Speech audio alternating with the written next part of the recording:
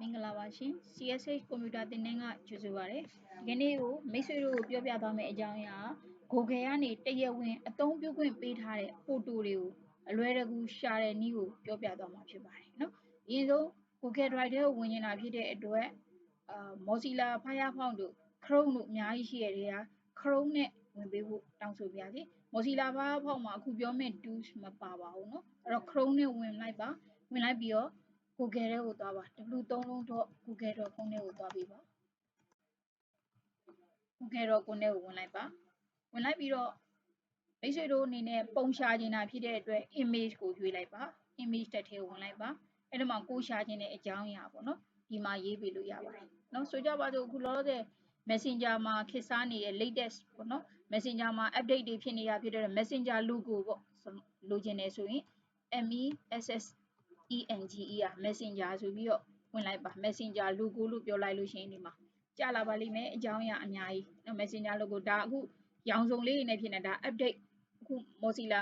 Messenger logo update ဖြစ်ပါတယ်ဒါပေမဲ့ဒီအကြောင်းအရာတွေကိုဒီတိုင်းသွားသုံးမယ်ဆိုရင်တော့အလွယ်တကူသုံးလို့မရပါဘူးเนาะအလွယ်တကူသုံးလို့မရဘူးဆိုတာဘယ်လိုမျိုးလဲဆိုဒီတိုင်းအပျော်တင်မယ်ဆိုရင်တော့ကိစ္စမရှိဘူးပေါ့เนาะတကယ်လို့မို့နဲ့ကိုကနေ YouTuber channel တို့နောက်တစ်ခုကကြတော့digital marketing တို့ကိုလုံးမဲ့အကြောင်းအရာ online ကပုံကို online မှာပဲအသုံးပြုခြင်းတယ်ဆိုသူများခွင့်မပြုထားတဲ့ပုံတွေသုံးတယ်ဆိုရင်တော့ short ရှိနိုင်ပါတယ်เนาะအဲဒါကြောင့် short မရှိအောင်ဆိုရင်ခွင့်ပြုထားတဲ့ပုံတွေကြီးပဲရွေးသုံးသင့်ပါတယ်အဲ့ဒါဘယ်လိုရှာမလဲဆိုလို့ရှိရင်တော့ဒီ Google Mozilla Firefox နဲ့ဝင်လို့တော့မရဘူးเนาะ Chrome နဲ့ဝင်လိုက်ပါ Chrome နဲ့ဝင်လိုက်ပြီး Google image ထဲဝင်ဒီမှာ tool ဆိုတာရှိပါတယ်เนาะ Mozilla မှာဒီ tool မပါပါဘူးเนาะဒီထဲဝင်လိုက်ပါအဲ့ tool ထဲမှာမှ usage right ဆိုတာရှိမယ်အဲ့ usage right ကိုဖွင့်လိုက် tool ကိုနှိပ်လိုက်မှ usage right ဆိုတာကြာလာမှာเนาะ usage right ကိုတစ်ချက်နှိပ်လိုက်ပါအဲ့ထက်မှာမှ creative commons license ဆိုတာဒီဒါသုံးခွင့်ပြုထားတဲ့ပုံတွေဖြစ်ပါတယ် copyright ဥပဒေနဲ့မညှိတဲ့ဥပမာပေါ့နော်ပုံတွေဖြစ်ပါတယ်အောက်ကကောင်တွေက commercial and other license ဆို license ယူပြီးတော့ဆွဲထားတဲ့ပုံတွေဖြစ်ပါတယ်သူများပုံတွေပေါ့နော်ခွင့်မပြုထားတဲ့ပုံတွေသွားတုံတယ်ဆိုရင်တော့နောက်ပိုင်းပေါ့ကိုက online ပေါ်ကနေပြီးတော့ငွေရှာတဲ့လုပ်ငန်းတွေ monetization တို့ဘာလို့လို့မျိုး YouTuber တွေကနေငွေရှာတဲ့လုပ်ငန်းတွေဘာတွေလုပ်မယ်ဆိုရင်တော့ဒီကောင်တွေကအနေရရှိနိုင်ပါတယ်အဲဒါကြောင့်မလို့ခွင့်ပြုထားတဲ့ပုံတွေကြီးပဲခွင့်သုံးနေတယ်ဆိုလို့ရှိရင်တော့ creative commons license ဆိုတဲ့ထဲဝင်လိုက်ပါ